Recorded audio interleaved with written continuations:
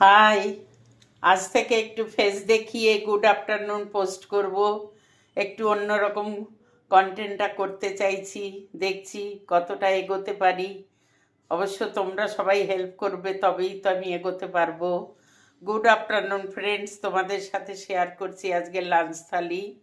আজকে লাঞ্চ থালিতে দেখো প্লেন সাদা ভাত, এখানে আছে আলু, বেগুন, কুমড়ো, ধনেপাতা দিয়ে কালো জিরে ফোড়ন দিয়ে পালং শাকের তরকারি, আর এখানে আছে মূলো ভাজা, কাঁচকলা ভাজা আর ওলকপি ভাজা।